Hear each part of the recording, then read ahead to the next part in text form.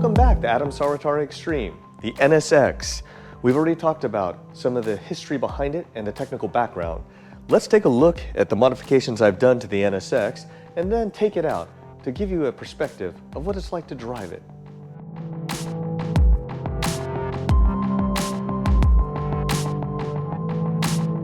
This NSX was originally black, but when I redid the entire car for Honda for the SEMA show, I painted it Ferrari yellow. Group M was nice enough to build me a complete carbon fiber body kit. So up front we have a new carbon fiber front nose, and the hood was changed to a pre-preg carbon fiber hood.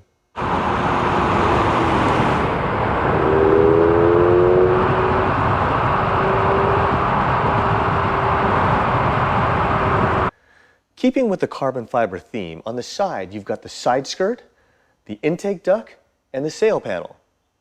Everything is tied together at the rear end with the carbon fiber rear valance.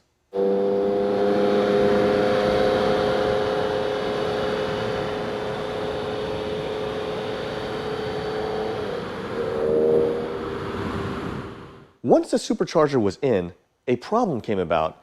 Engine compartment temperature. To accommodate the supercharger, I had to remove the engine compartment cooling fan, which draws cool air into the compartment to keep temps down. So I started having issues like the wiring harness melting, detonation under warm temperatures. So in order to fix this without putting another fan back in that would be visually unappealing, I ordered this rear hatch from Mugen. The rear hatch is made of Lexan, so it was lighter, another benefit, and has this carbon fiber duct. The duct actually pushes cool air through the engine compartment and the hot air out. The problem was the factory car also had a carpeted top. So in order to rectify that problem, I went ahead and changed the engine compartment lid to also a carbon fiber unit with mesh that would allow the air to pass. To add to visual appearance and increase stopping power necessary from the increased horsepower of the supercharger, I added AP Racing 4-piston calipers. NK made me my own signature wheel line using matte technology. In the front, I ran an 18 by 7.5 wrapped in Nitto NT 555s, 215 3518s.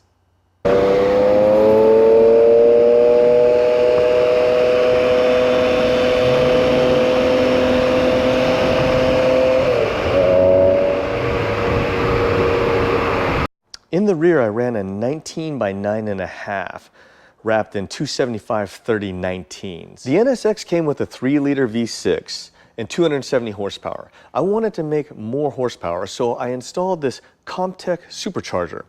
To help the supercharger pull air, I changed the intake.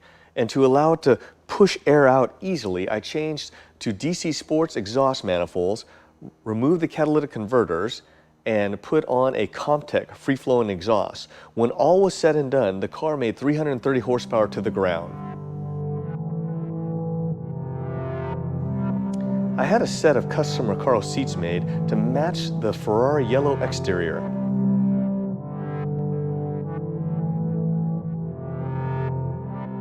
The NSX had 2 transmission options, a 5-speed manual or an automatic. The downside to the automatic is it only made 252 horsepower. I chose to go with the manual. Then in 1997, they made it an option that you could get the 6-speed transmission. And they increased the displacement on the engine to 3.2 liters, which made 290 horsepower. But again, when talking about this car and the driving experience, horsepower probably isn't a huge factor when comparing to other vehicles at this time. The supercar market's flooded, so there's a wide array of vehicles. This car is more for that classic type feel experience and collectability. Let's go ahead and take it out for a spin so you can see what I'm talking about.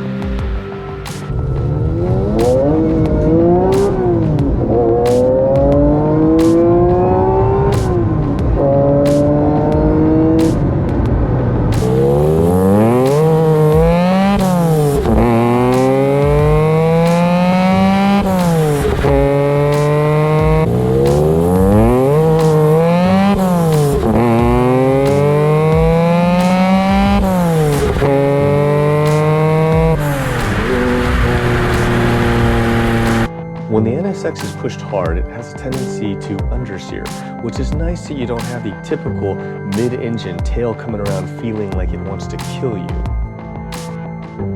The sense of speed is the best thing about the NSX. You don't have to push it hard into the triple digits to feel like you're going fast.